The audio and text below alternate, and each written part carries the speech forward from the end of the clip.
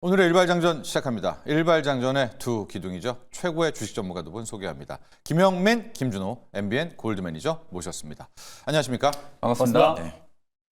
우리가 항상 그런 말을 하잖아요. 자기가 보고 싶은 것만 본다.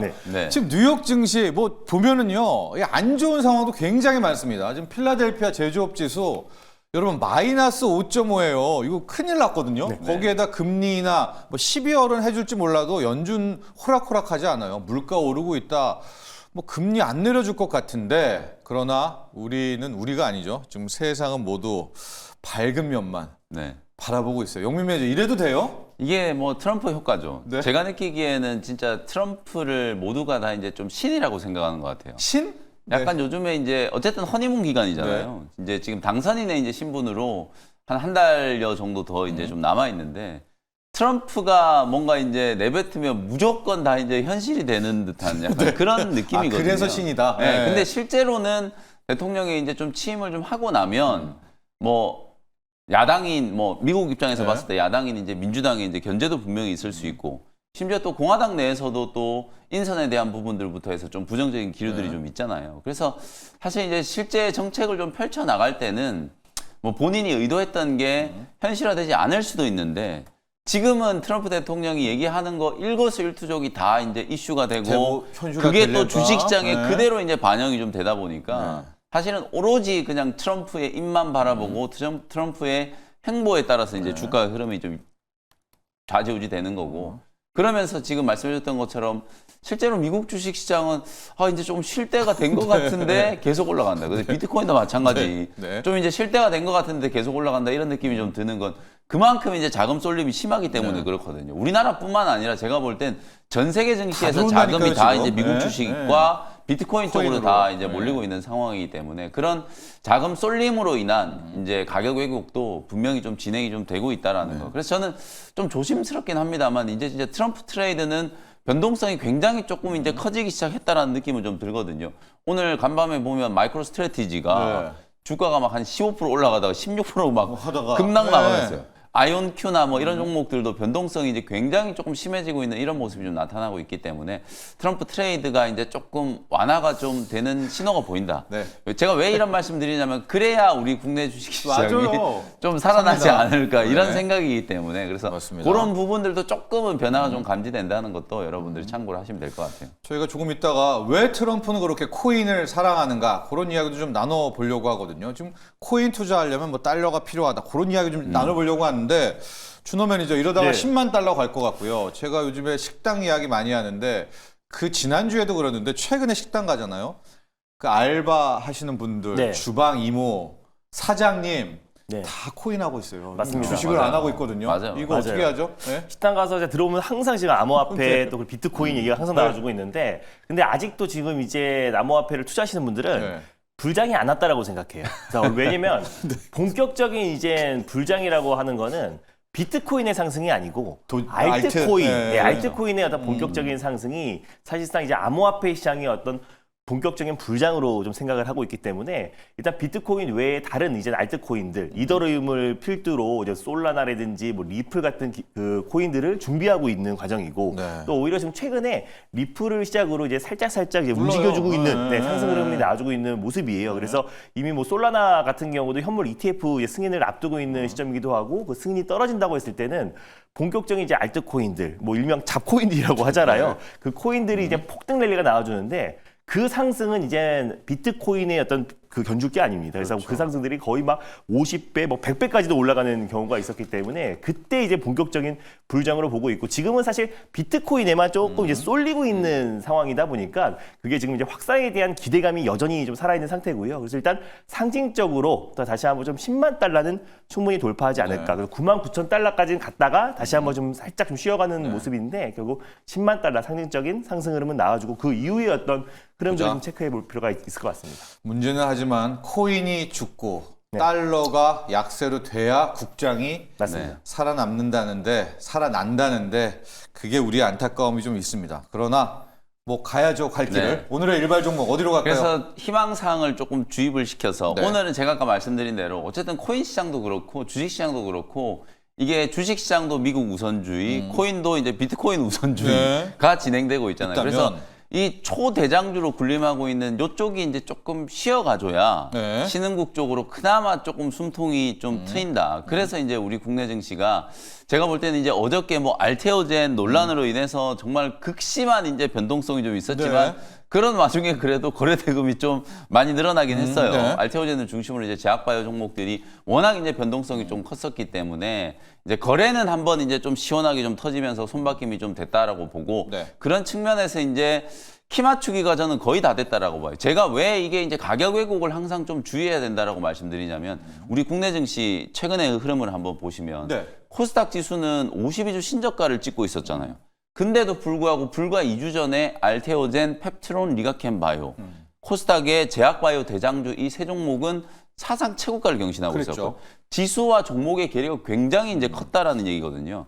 그럼 이게 이제 수렴이 돼야 되는데 어떻게 수렴이 되느냐? 지수가 급등을 하거나 종목이 빠지거나 둘 중 하나인데 대장주들이. 당연히 네. 이제 후자가 되겠죠. 네. 대장주들이 조정이 이제 딱 2주 만에 30% 넘는 이제 조정이 진행됐어요. 그러면서 저는 이제 제약바이오 업종에 대한 이제 단기 과열으로도 어제부로 전부 다 이제 해소가 좀 됐다. 이렇게 보고 키 맞추기 조정이 이제 업종별로 반도체, 2차 전지, 제약바이오 이 등치가 큰 주도 업종 쪽에서도 충분히 이제 키 됐네요. 맞추기가 좀 네. 됐다라고 이제 네. 보여지기 때문에 이제는 손바뀜 이후에 또 반등 시도가 나타나는 종목들을 한번 잡아볼 수 있는 타이밍이 되지 않았나. 그래서 역시나 뭐 대장주, 그래서, 네. 알테오젠, 리가캠, 뭐 펩트론 뭐 이런 종목들을 먼저 봐야 되는데 너무 또 많이 언급을 좀 드렸던 종목. 네. 오늘도 뭐 혹시 질문이 나오면 이제 또 답변을 드려야 될 것 네. 같아서 오늘은 오히려 좀 중소형주 중에 샤페론이라고 하는 종목을 한번 소개를 좀 해드리도록 하겠습니다. 샤페론. 샤페론도 최근에는 그래도 시장에서 좀 단기적인 관심을 좀 받기는 했었어요. 네. 요 기업이 이제 2008년에 서울대에서 이제 학내 벤처로 이제 출발을 해가지고 2022년에 10월 달에 이제 코스닥에 특례 상장이 이제 된 기업이거든요. 상장됐을 때부터 시장에 이제 관심을 좀 한 몸에 받았었던 게 이 아토피 치료제 신약 파이프라인 요거 덕분에 예. 이게 여러분들도 아시다시피 이 아토피 치료제가 사실 굉장히 지금 광범위하게 성인들도 아토피 때문에 네. 고생하시는 분들이 많고 특히나 영유아 같은 경우에는 최근에 뭐 이게 원인은 아직 과학적으로 명확하게 규명은 안 됐습니다만 뭐 환경 호르몬 때문이다라고 얘기를 그렇죠. 많이 하거든요. 근데 이제 어쨌든 그런 것들 때문에 영유아가 이 아토피 때문에 굉장히 좀 큰 또 고생들을 많이 한다 이런 것 때문에 시장 규모가 아주 좀 크게 확장이 되고 있었어요. 근데 이제 그 와중에 이 아토피 치료제라고 하는 게 보통 이제 스테로이드성 아토피 대부분이요. 치료제들이 네. 거의 대부분이었기 때문에 이 스테로이드성이라고 하는 게 아무래도 좀 이제 영유아들이 계속 이제 복용을 했을 때는 아무래도 내성에 대한 이제 걱정 그리고 약간 이제 중독에 대한 이제 걱정 이런 것들을 좀 할 수밖에 없었기 때문에 대체제가 분명히 좀 필요했었거든요. 근데 샤페론이 그런 이제 대체제로서 누겔이라고 하는 아토피 치료제 이게 이제 작년 9월 달에 미국에서 이제 임상 2상 승인을 받아가지고 지금 현재 임상 2상이 이상. 진행이 좀 되고 있는 과정이다라고 이제 보시면 될 것 같아요. 총 80명의 임상 환자를 이제 모집을 해가지고 바르는 이제 크림 제형의 이제 아토피 치료제로 스테로이드형 제품을 대체하는 걸로 네. 지금 기대가 좀 되고 있고 최근에 주가가 좀 강하게 움직였던 게 이 임상 2상과 관련된 준강 결과가 이제 공개가 좀 됐었을 때 안전성과 유효성에 있어서 다른 이제 경쟁 제품들에 비해서 좀 탁월한 효과가 있다. 요런 이제 보고들이 좀 나오면서 주가가 이제 급등을 하기 시작했던 거였거든요. 근데 항상 우리가 이제 어제도 뭐 알테오젠 주가가 막 이렇게 출렁거릴 때 유증과 관련된 막 이런 루머가 돌잖아요. 네. 왜 제약바이오 기업들은 항상 이렇게 유상증자 관련된 이런 루머 꼬리표가 따라다니냐면 여러분들이 한번 생각을 좀 해보시면 이 샤페론이라는 기업이 학내 벤처로 출발해가지고 코스닥 시장에 어쨌든 상장이 됐어요. 네. 근데 이 회사가 뭐 삼성전자나 LG전자처럼 뭐 냉장고, TV 뭐 이렇게 제품을 만들어서 아니죠. 판매할 수 네. 있는 회사가 아니기 때문에 그럼 이 회사가 돈을 어떻게 벌까를 생각해 보면 결국 신약을 개발을 해서 예. 그 신약이 만약에 승인을 받으면 약을 판매하기 시작해서 매출이 나오잖아요. 그러면 이 기업들이 신약을 하나 개발하는데 유한양행도 지금 렉나자 개발하는데 네. 10년이 넘게 걸렸어요. 그럼 그 10년 동안에는 소위 말해서 버는 돈이 하나도 없는데 그럼 이런 기업들은 돈을 못 버니까 상장도 못 시키고 재무 구조가 안 좋다 이렇게만 치부할 수는 없는 거거든요. 네. 왜냐하면 파이프라인 자체에 대한 이제 가능성을 좀 따져서 그 가능성을 높게 평가할 수 있는 기업들을 기술 특례로 상장을 시키고 그러면서 자본 조달을 할 수 있게 만들어서 또 거기에 대한 연구개발비를 투입할 수 있게 만들어 주는 것. 그게 어찌 보면 이제 기업 활동을 할 수 있는 특히 또 제약바이오 업종이라는 어떤 좀 특화된 업종의 이제 맞춤형 어떤 전략이라고 이제 네. 볼 수 있는 거거든요. 근데 이제 자본 조달을 하고 나서도 어쨌든 R&D 비용이라든지 뭐 우리가 운영 비용들이 계속 들어가야 되는 네. 거기 때문에 자본 조달에 대한 이제 부담이 생길 수밖에 없겠죠. 그래서 항상 꼬리표처럼 따라다니는 게 돈 못 버는 제약바이오 종목들은 언젠가는 또 유증이 또 터지지 않겠는가. 네. 개인 투자자분들이 유증에 워낙 많이 좀 당했기 때문에 그 유증과 관련된 악재가 사실은 제약바이오 종목들의 가장 큰 아킬레스건이라고 보면 되거든요. 샤페론도 또 재무적으로 굉장히 좀 안 좋았기 때문에 상장되고 나서 작년 하반기 때부터 주가가 굉장히 심하게 빠지기 시작해서 올해 연초에 4월 달에 주가가 폭락했었어요. 요때 역시나 이제 유상증자가 터져가지고 유증이 나오고 그래요? 나서 그때부터 이제 주가가 폭락을 한 거예요. 네. 근데 어쨌든 제가 펩토론 때도 말씀드렸다시피 최종적으로 자본 조달에 성공하게 되면 악재가 소화가 되고 연구개발비를 조달을 했기 때문에 신약 파이프라인을 또 개발할 수 있는 여력이 좀 생기게 된다. 네. 그러면서 이제 조달 이후에 주가가 지금 보시는 것처럼 회복이 좀 되면서 1,500원까지 빠졌던 주가가 최근에 5,500원까지 반등이 좀 들어온 거거든요. 어쨌든 유증은 상반기 때 이미 진행을 했다. 네. 그러니까 이제 다가올 유증에 대한 악재에서는 조금 자유로울 수 있다. 그리고 우리가 이제 포커스를 맞춰야 되는 건 아토피 치료제 임상 이상이 이제 미국에서 순항 중이다. 이렇게 되면 이제 또 기술 이전 같은 걸 해가지고 기술 이전을 딱 하게 되면 계약금은 수령을 하게 되잖아요. 그 계약금은 보통 반환 의무가 없는 조건으로 이제 계약금을 수령하게 되기 때문에 그렇게 됐을 때 또 자금 운용에 또 여유가 좀 생겨서 다른 파이프라인 연구할 수 있는 여력이 생겨서 또 후보 물질 다른 걸 발굴하게 되고 이렇게 이제 제약바이오 기업들이 생존하게 되는 거거든요. 그렇게 되면 성공한 유증이네요. 맞습니다. 예. 그런 측면에서 봤을 때는 이제 샤페론도 재무적인 부담은 이제 조금 덜고 오히려 이제 개발하고 있는 파이프라인이 미국 임상 이상이 순항 중이기 때문에 빅파마의 협력이라든지 기술 이전이라든지 또 이런 기대감은 좀 살아있다라고 볼 수 있거든요. 뭐 그런 측면에서 최근에 이제 바이오 기업들 조정을 좀 많이 받았기 때문에 오히려 오늘은 조금 중소형주들 중에서 저점 매수를 할 수 있는 종목으로 샤페론을 한번 말씀드려봤고요. 가격 전략은 지금 딱 박스권 흐름이잖아요. 요 박스를 이렇게 딱 쳐보면 하단이 이제 4,200원 정도 거의 60일 이평에 이제 좀 수렴하고 있는 단계거든요. 네. 만약에 조금 더 밀린다면 오히려 4,000원 왔다 갔다 하는 요 구간이 매수 가격이 좀 될 수 있다라고 보거든요. 저는 어제 종가 근처 그냥 4,200원을 말씀드리지만 4,000원 정도 자리가 60일 이평이 이제 수렴하는 위치이기 때문에 네. 그 자리가 이제 단기적으로는 눌림목 조정 이용해서 접근할 수 있는 구간이고요. 1차 목표가는 5,000원 정도 이제 보시고요. 손절가는 3,700원 정도 참고하시면 되겠습니다. 좋습니다. 샤페론. 가장 저도 기억이 나요. 그 뉴스 서울대 벤처팀에서 아토피 관련한 네. 막 엄청난 거 나왔다. 이제 네. 그리고 이상이 진행 중인 거죠. 그렇습니다. 이상이 진행 중입니다. 자, 우리 YS 차님도 아마 그 뉴스 기억하시나 봅니다. 바이오가 터질 때 샤페론이 바이오가 터지면 10백원인데 그렇죠. 이 아토피 치료제만 정말로 상상돼서 FDA가 승인 뜨면 이 정도의 파급 효과는 없기 때문에 그런 기대감이 좀 있고요. 천사의 유혹님은 이제 전체적인 바이오 우리 시장 살리던 효자 섹터였는데 요즘은 약효가 떨어지나 봐요. 유유 또 이제 이런 얘기가 있는데 우리 준호 매니저 네. 붙이기 좀 듣고 나서 바이오 알테오젠 이야기 조금 해보도록 하겠습니다. 자, 샤페론의 붙이기 종목. 샤페론의 붙이기 종목으로는 빠른 시일 내에 모멘텀을 그래도 가지고 있는 기업이 그래도 바이오 섹터의 어떤 반발 매수와 바이오 섹터의 투심을 좀 살리지 않을까라는 관점에서 일단 이제 첨세법 통과 기대감으로 네. 에스티팜이라는 에스티팜. 기업을 오늘 탑픽 종목으로 정통 한번, 공격이네요. 네. 맞습니다. 네. 그래서 일단 지금 이제 바이오 섹터가 최근에 지금 약세 흐름이 나와주고 있어요. 아무래도 이제 트럼프 그 전 대통령이 이제 당선이 되면서 인플레이션을 촉진시키고 그랬을 때 이제 금리 인하 속도가 줄어들 수 있고 또 그리고 제롬 파월 연준 의장도 이에 따라서 이제 금리 인하에 대한 어떤 이제 매파적인 발언들 나와주면서 완전 바이오 대립각이에요. 종목들이 좀 약세 흐름이 나와줬던 것도 있었어요. 또 물론 뭐 대장주라고 할 수 있는 이제 뭐 알테오젠 같은 경우도 변동성이 좀 확대되다 보니까 그 주변주들이나 이제 후발주자들이 좀 조정 흐름이 좀 최근에 좀 가파르게 나와줬는데 오히려 이제 에스피안 같은 경우는 단순 어떤 기대보다는 실적이 정말 실제로 찍히고 있는 기업이고요. 또 특히 CDMO 쪽에서 중국의 어떤 의존하던 부분들을 이제 국내 중견 CDMO 기업들이 관련해서 수주를 계속 따낼 수도 있고 결국 이거는 뭐 민주당이나 공화당이나 공동으로 이제 발의한 법안이다 보니까 사실상 이제 생물보안법 통과에 대해서 실제로 ST팜이 가장 큰 또 수혜를 받을 수 있다고 보고 있습니다. 특히 뭐 우시바이오로직스의 이제 올리곤 핵산 관련해서 지금 이제 반사 이익으로 생산하고 있는 기업이 ST팜이고요. 또 그리고 내년에 신공장이 또 완공된다고 했을 때는 사실 세계 최대 규모로 올리고 핵산을 이제 공급할 수 있는 기업이다 보니까 연내에 이제 생물보안법 통과에 대한 기대감, 통과를 안 하더라도 이미 지금 미국의 바이오텍 기업들이 잇따라서 지금 ST팜에 올리고 핵산을 지금 계속해서 공급 계약을 체결하고 있는 상황이다 보니까 오히려 ST팜이 실적도 꾸준하게 지키고 있고 또 지난달 또 그리고 이번 달에도 꾸준하게 공급 계약을 좀 체결하고 있다는 점을 놓고 봤을 때 일단 ST팜, 뭐 바이넥스 같은 CDMO 기업들이 그래도 11월, 12월에 또 이제 생물보안법이 통과된다고 했을 때 그래도 이제 바이오 섹터의 투심을 조금은 완화시키지 않을까라는 관점에서 ST팜을 한번 붙이기로 한번 가보도록 하겠습니다. 그렇습니다.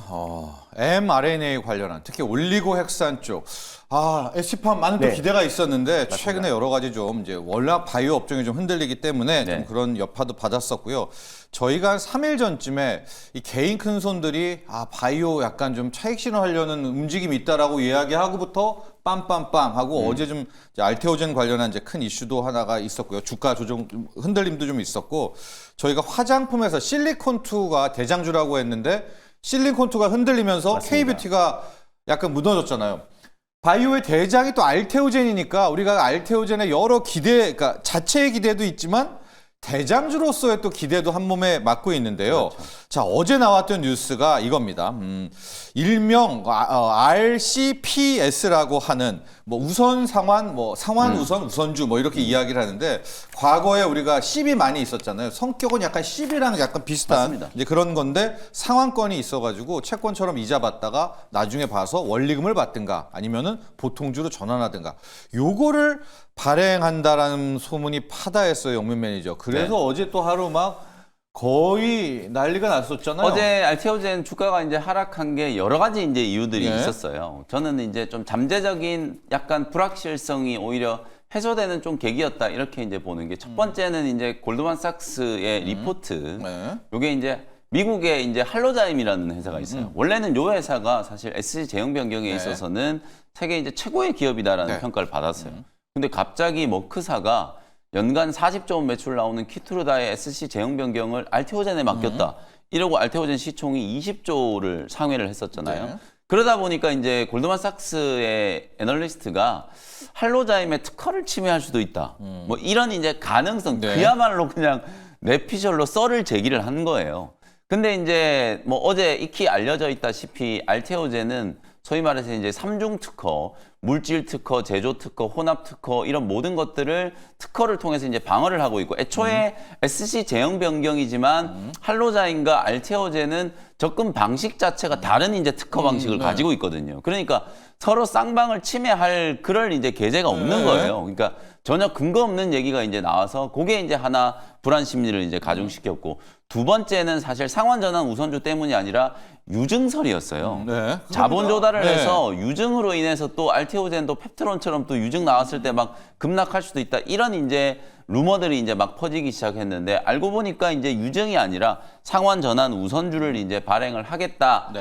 아직까지 뭐 확정된 바는 없다라고 회사에서 얘기했지만 어제 공시 내용을 나온 걸 보면 어쨌든 상환 전환 우선주 발행을 추진하고 있고 금액은 2천억 정도 되고 대신에 이제 주관사는 신한투자증권이 아니다. 이렇게 이제 아니다라고 그냥 부인을 한 거예요. 체결한 바 없다. 네, 그러니까 체결한 바가 없으니까 아니다라고 부인을 했지만 어쨌든 상환 전환 우선주를 곧 발행을 할 가능성이 높아요. 그래서 상환 전환 우선주는 아까 말씀해 주셨던 것처럼 CB 이제 전환 사채와 이제 비슷한 거고 대신에 이거를 3자 배정으로 이제 발행을 하게 될 거기 때문에 2천억 원 정도를 투자를 받게 되는 개념으로 생각하시면 될 것 같아요. 그럼 갑자기 알테오젠 돈도 잘 번다는데 왜 2천억을 지금 투자를 받으려고 하나? 이런 걸 이제 생각해 볼 수 있잖아요. 이제 그 내용은 이제는 머크의 키투르다 SC가 임상 3상의 탑라인이 공개가 됐잖아요.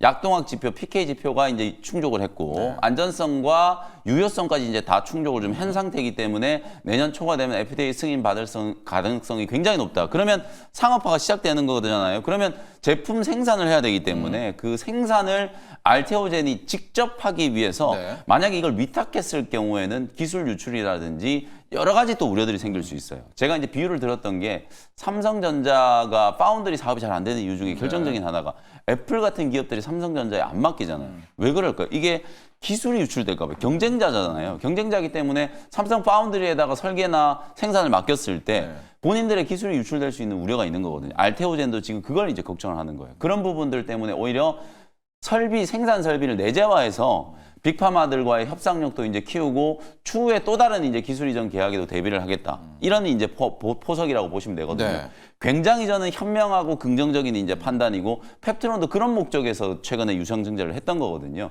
그래서 어찌 보면 유증이 아닌 또 상환 전환 우선주 이제 발행을 선택했다는 것 자체도 주주분들 입장에서는 한시름 좀 놓을 수 있는 상황이기 때문에 오히려 어제 이제 주가가 굉장히 좀 혼란스럽게 변동성이 나타났지만 저는 특허에 대한 부분도 오히려 이번 논란을 통해서 알테오젠의 특허가 굉장히 공고하다는 걸 대내적으로 아주 크게 알릴 수 있는 계기였다라고 보고 생산 설비 확충하는 측면도 굉장히 좀 긍정적으로 이제 평가를 좀 할 수 있다. 뭐 그런 결론적으로 보면 알테오젠 뭐 어제 굉장히 좋은 매수 기회였고 지금도 뭐 마찬가지다. 이렇게 말씀을 좀 드리겠습니다. 자, 알테오젠 사건 정리 좀 하겠습니다. 두 가지의 이슈가 있었습니다. 첫 번째는 골드만삭스의 리포트죠.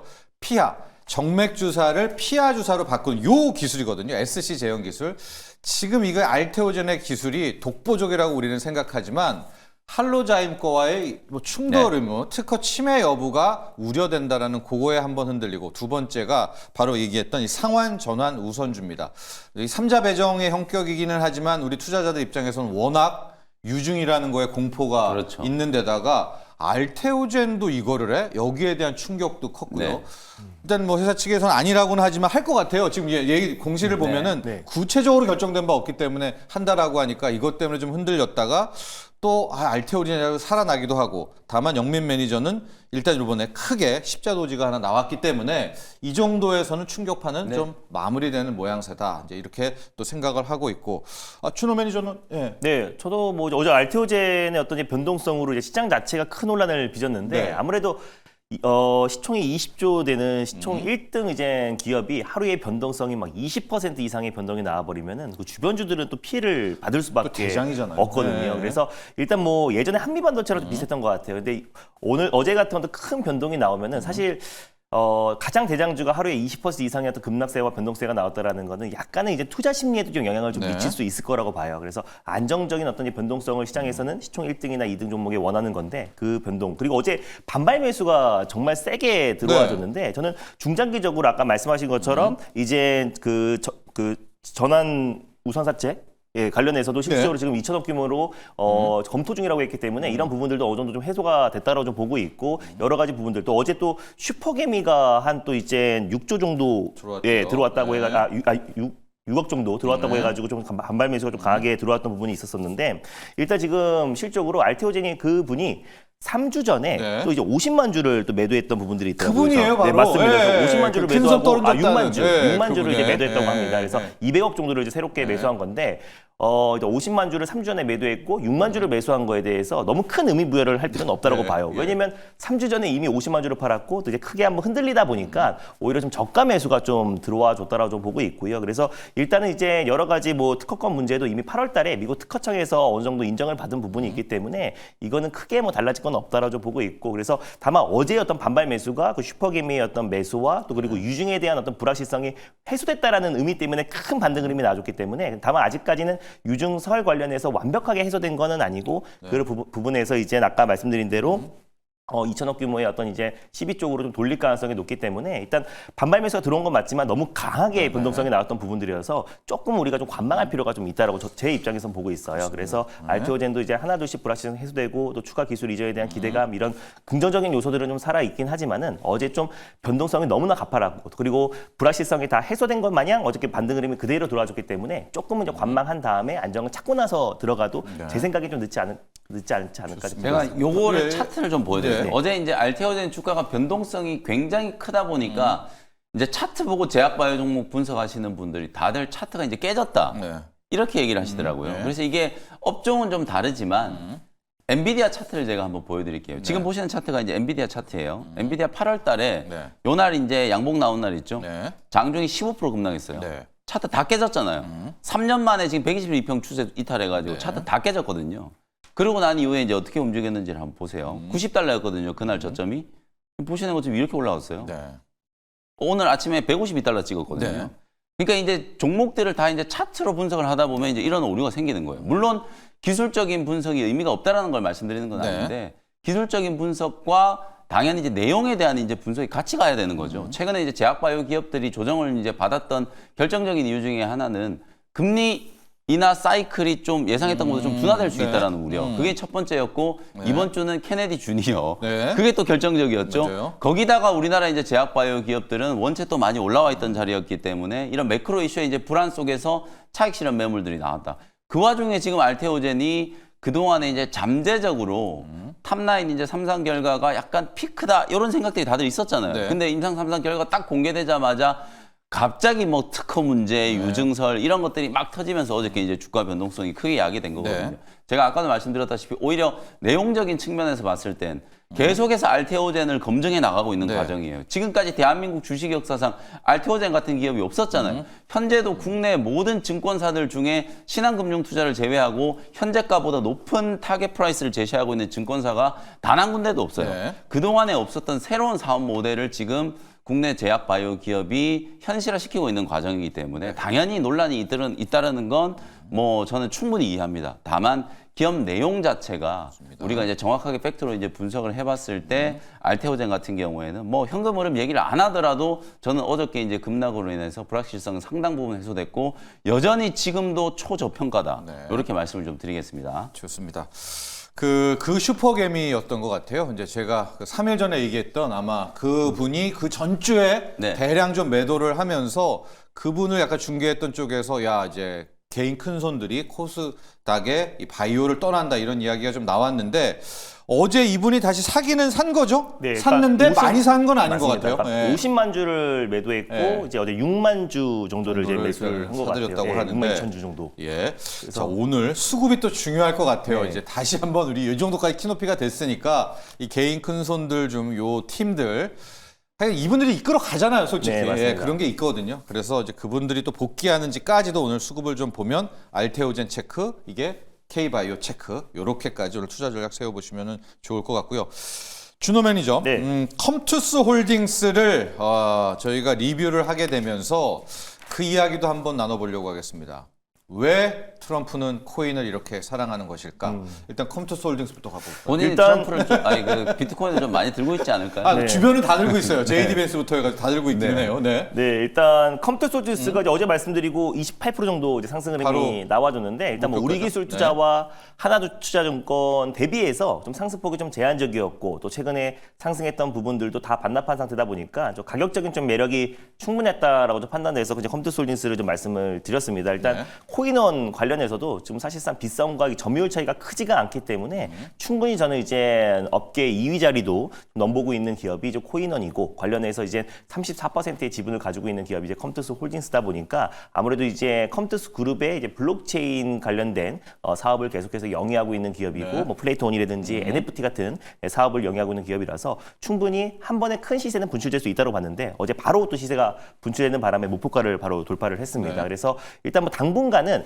변동성도 계속 확대되겠지만요. 다시 또 비트코인이 달러 기준으로 또 10만 달러를 네. 돌파한다고 했을 때는 시장에서 또 강한 매수세가 또 이입될 수 있다고 좀 보고 있어서 일단 우리 국내 암호화폐 관련 종목들도 좀 관심 있게 볼 필요가 있고 또 이 부분이 오히려 게임 쪽으로도 좀 확산될 수 있다고 좀 보고 있는 게요. 국내에서도 비트코인을 또 많이 가지고 있는 기업 중에 뭐 위메이드라는 기업도 있기 때문에 또 위믹스라는 코인도 가지고 있고요. 네. 그래서 그런 어떤 순차적인 순환배 차원의 어떤 변동성은 나오지 않을까 좀 보고 있습니다. 그래서 특히 이제 암호화폐를 왜 이렇게 좋아할까라고 네. 생각해 보니까 아무래도 이제 미국 우선주의 관련해서 일단 채굴이나 여러 가지 사업들을 또 이제 미국의 중심으로 한다고 했을 때는 일자리도 늘어날 수 있고 또 실제로 이제 취임 전에 처음에 이제 당선인 신문에서 오히려 지지율을 또 끌어올리기 위해서는 젊은 유권자들의 표가 굉장히 중요한 시점인데 사실 이제 미국의 많은 이제 젊은 유권자들도 지금 이제 암호화폐 또 비트코인에 관심이 굉장히 많고 실제로 두 아들도 이 암호화폐 관련된 사업을 또 영위하고 있다라고 해요. 그리고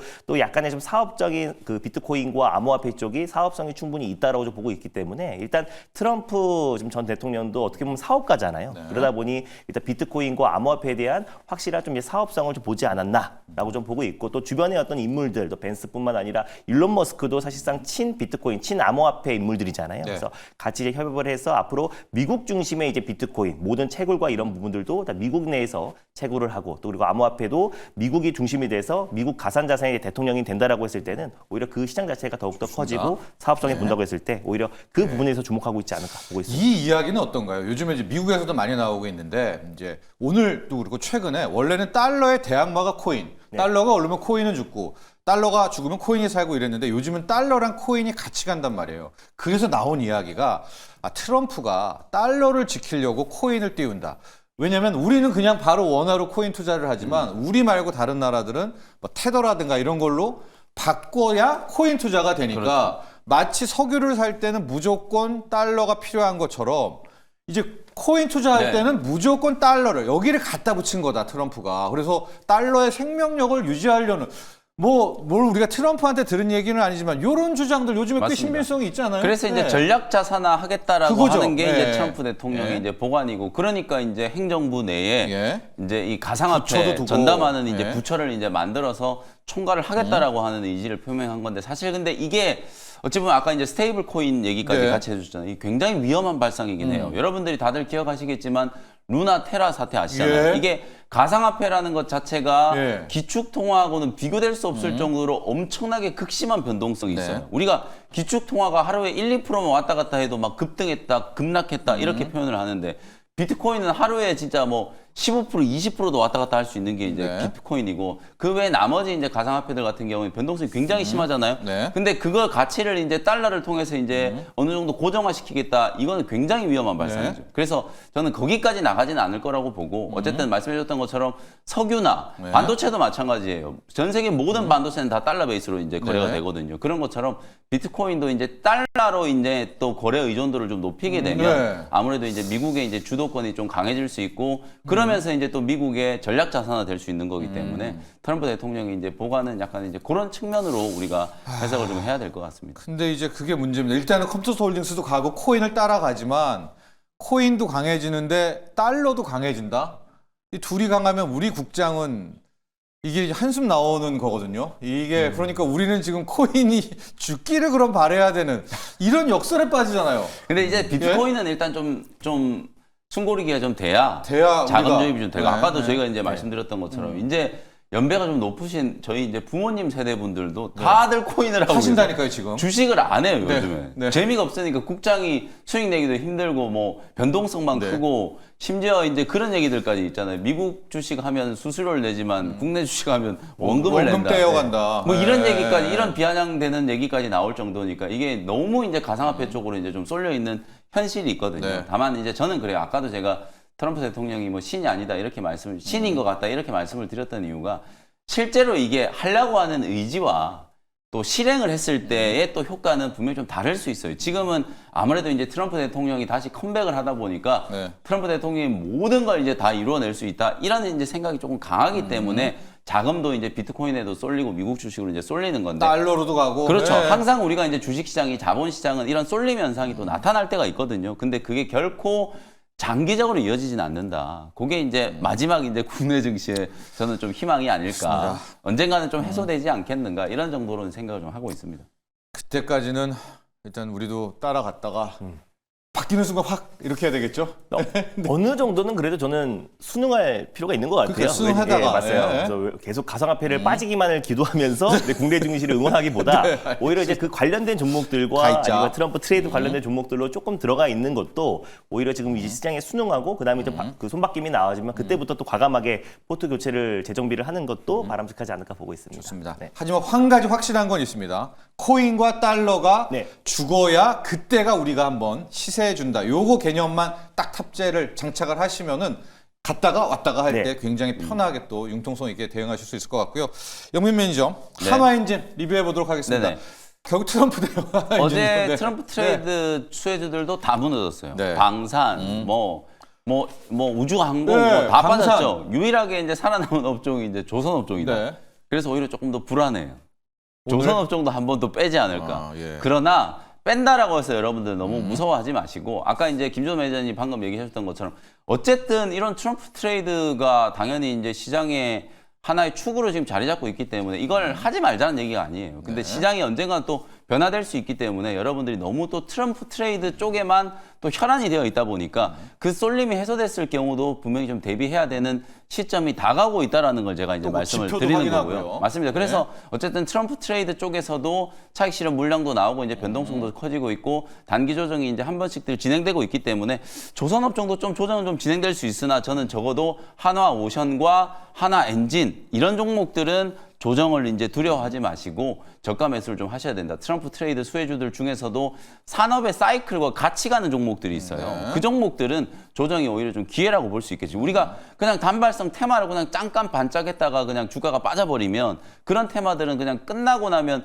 주가가 회복되는데 굉장히 오래 걸리잖아요. 근데 산업 사이클과 맞물려 있는 종목들 같은 경우에는 트럼프 트레이드든 아니든 상관없이 어쨌든 산업의 사이클대로 회복될 수 있는 가능성이 좀 높기 때문에 저는 조선업종은 그런 관점이라고 보거든요. 그래서 하나오션, 뭐 하나오션은 어제 굉장히 잘 버텼어요. 하나오션이라든지 하나엔진 이런 기업들은 오히려 조정이 좀 들어온다면 조정시 매수 관점으로 대응을 좀 하셔도 되지 않겠나. 하나시스템도 마찬가지로 어제 하나시스템 굉장히 많이 빠졌잖아요. 네네. 그런 종목들은 오히려 조정이 들어왔을 때 단기적으로는 또 매수 기회로 활용을 좀 해보시는 것도 괜찮은 전략이 좀 될 수 있다라고 말씀드리겠습니다. 좋습니다. 특히 한화 엔진은 양다리입니다. 친환경 쪽에도 그 듀얼 fuel 이중 그렇죠. 엔진을 또 갖고 있기 때문에 트럼프도 갔다가 친환경도 갔다가 또 그런 특징도 있는 한화 엔진까지 리뷰를 해봤고요. 준호 매니저, 네. 오늘 같은 날 네. 또 심란하기도 하고 엔비디아가 올랐기 때문에 반도체로 가야 되나 아니면 바이오 밑에서 한번 받아볼까 많은 네. 고민들이 있는 시점입니다.